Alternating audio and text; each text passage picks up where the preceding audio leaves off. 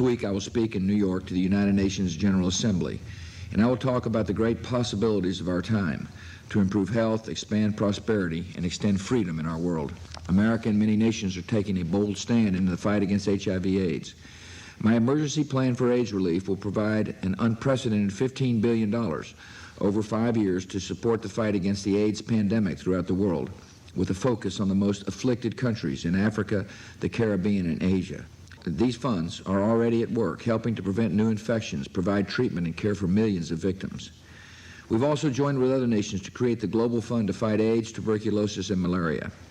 In 3 years, the fund has raised $5.6 billion in pledges and provided funding for projects in more than 90 countries. And we will persist in the effort until these diseases are defeated. America and many other nations are also determined to turn the tide against global poverty by taking a new approach to economic development. It is now our policy to increase foreign aid to those governments that are serious about fighting corruption and improving education, health care, and economic opportunity for their people. Modern history teaches that honest governments that invest in their people and promote economic freedom can lift millions out of poverty and despair. And governments that truly serve their people deserve our help. The health and well-being of developing nations also depend on the defeat of hunger and illiteracy. We have launched an initiative to end hunger in Africa by teaching modern farming techniques and providing drought-resistant crops to farmers on that continent. And through our African Education Initiative, we're training teachers, distributing textbooks, and encouraging more school enrollment. America and many nations are also building a better world by standing with the liberated peoples of Iraq and Afghanistan as they move toward democracy.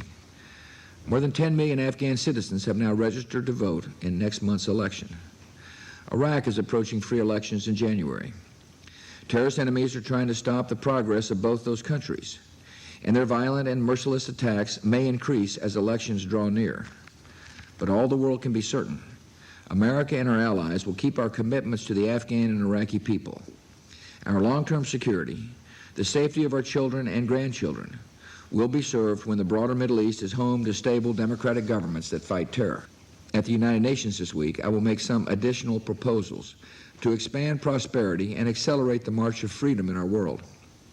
Never in the history of the United Nations have we faced so many opportunities to create a safer world by building a better world.